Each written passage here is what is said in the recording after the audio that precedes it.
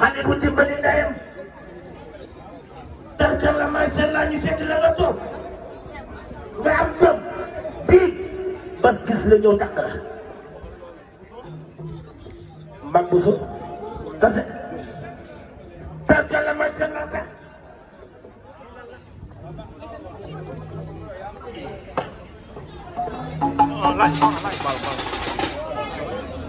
buso mbam bu so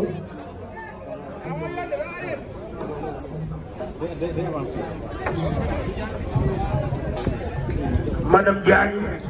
elle a dit oui. Officiellement, Madame Diagne. Parce que nee na ku ko takkal bëgg lu dina bëgg. Nee na ku ko sosal, ku ko waxal, yëpp sama fuuf yow mi la bëgg. Loolu la yàlla dogal xoolal bakkal takki gi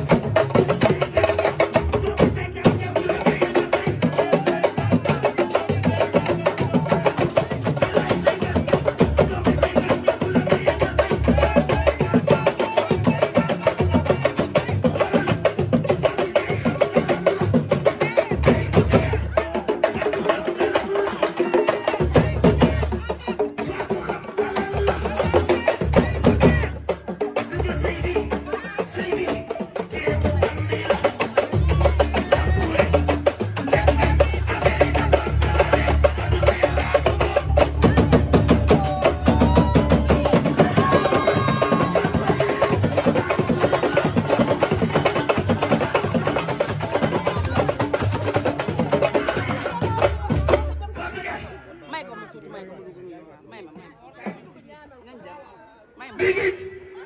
sama waa ji influenceur bu mag bi Digit Diouf influenceur bu mag bi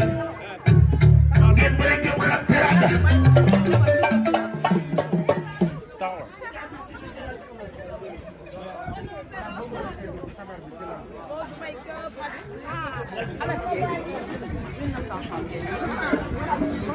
sama waa ji boo demee jëpp may ma loolu ñu bëri ñëpp xam teranga ménage doom bi dimbali ndayam doom bi teral ndayam jëlal ba ngay xew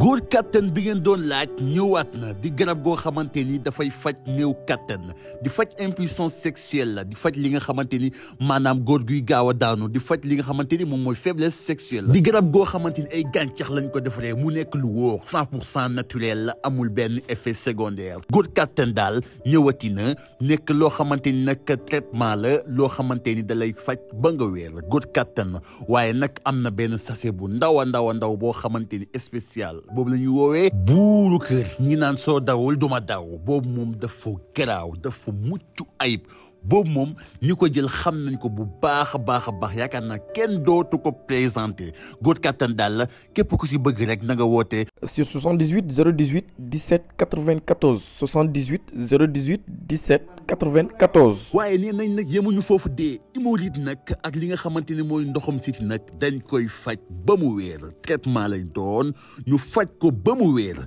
góor kattan daal moo ngi noonu ak góor kattan bii mooy bu baax